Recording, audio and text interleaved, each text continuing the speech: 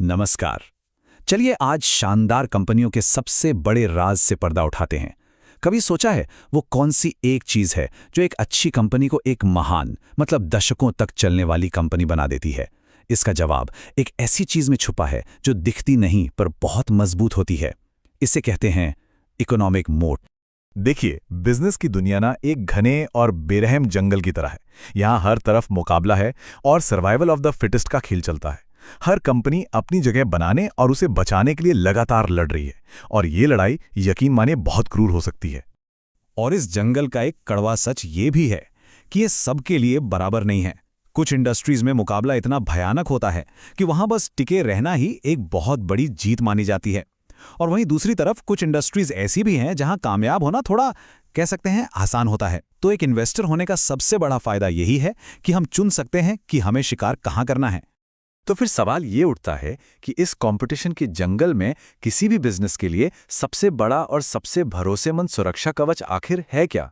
वो क्या चीज़ है जो एक कंपनी को उसके दुश्मनों यानी कॉम्पिटिटर्स से सालों साल बचाकर रखती है?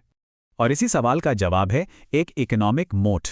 इसको यूं समझिए जैसे पुराने जमाने में एक किले के चारों तरफ पानी से भरी एक गहरी खाई जिसे मोट कहते थे, वो उसे दुश्मनों से बचाती थी। बिल्कुल वैसे ही एक इकोनॉमिक मोट एक कंपनी के मुनाफे को उसके कॉम्पिटिटर से बचाता है।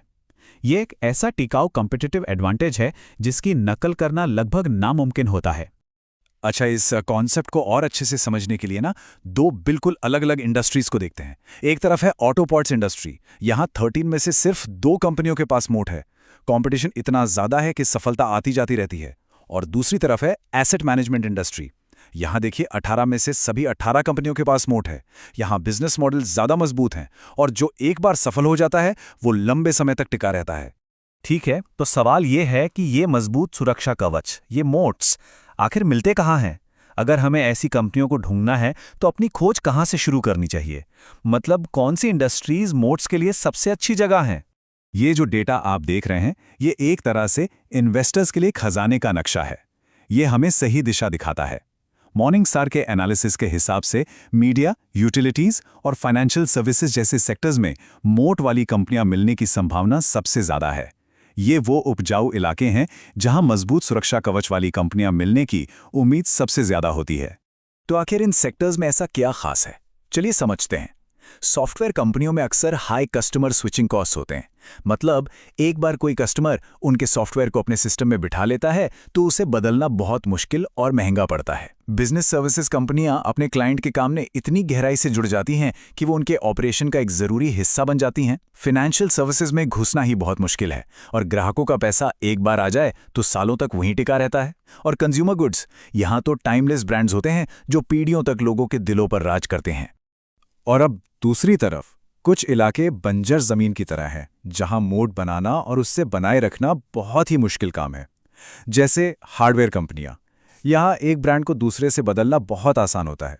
कंज्यूमर सर्विसेज जैसे रेस्टोरेंट या रिटेल, यहां तो ग्राहक आज यहां है कल वहां, और कोई भी अच्छा कॉन्सेप्ट रातों रात कॉपी हो जाता है।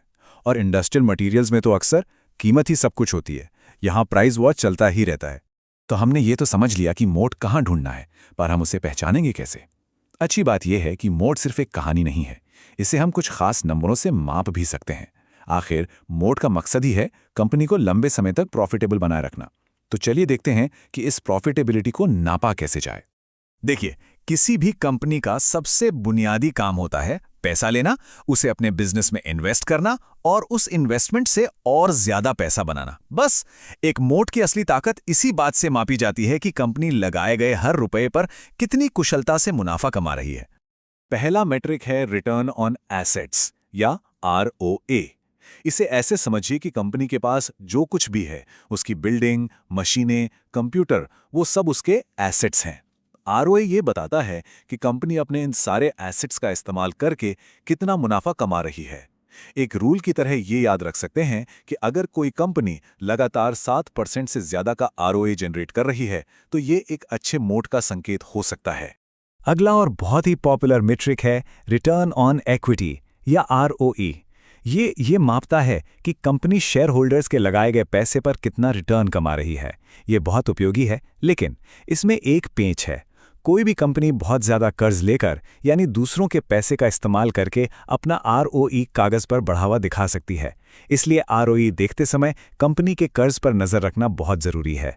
तो यहाँ सबसे महत्वपूर्ण बात आती है, जो कंपनियां लगातार साल दर साल 15% या उससे ज़्यादा का ROE जनरेट कर सकती हैं, इस बात की बहुत ज़्यादा संभावना है कि उनके पास एक मजबूत इकोनॉमिक मोट है। ये वो नंबर है जो शानदार कंपनियों को बाकियों से अलग करता है। और आखिर में आता है रिटर्न ऑन इन्वेस्टेड कैपिटल या ROCI। इसे सबसे मजबूत और सबसे सच्चा मीट्रिक माना जाता है। क्यों? क्योंकि ये कंपनी में लगे कुल कैपिटल पर रिटर्न को मापता है, चाहे वो शेयर होल्डर्स का पैसा हो या फिर कर्ज का। ये एक तरह से कंपनी के बिजनेस का ट्रुथ सीरम है, जो हमें उसकी असल एफिशिएंसी की सबसे सच्ची तस्वीर दिखाता है। तो चलिए इन सभी कॉन्सेप्ट्स को एक साथ मिलाते हैं। एक इन्वेस्टर के लिए अंतिम और सबसे महत्वपूर्ण सीख क्या है?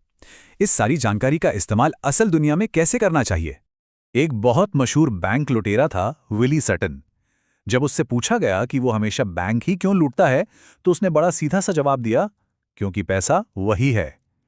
एक इन्वेस्टर के तौर पर हमें विली के इस सरल तर्क को हमेशा याद रखना चाहिए।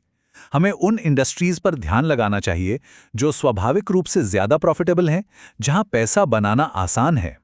तो इस पूरे विश्लेषण का सार सिर्फ 2 लाइनों में है। पहली बात, बिजनेस की दुनिया में इंसाफ नहीं होता। कुछ इंडस्ट्रीज में मोट बनाना दूसरों की तुलना में कहीं ज्यादा आसान है। और दूसरी, और ये शायद सबसे जरूरी बात है, एक शानदार इंडस्ट्री में एक ठीक-ठाक कंपनी एक मुश्किल इंडस्ट्री की सबसे बेहतरीन कंपनी से भी कहीं बेहतर इन्वेस्टमेंट साबित हो सकती है। इसलिए हमेशा इंडस्ट्री पर पहले ध्यान दें। तो अब एक सवाल सबके लिए है।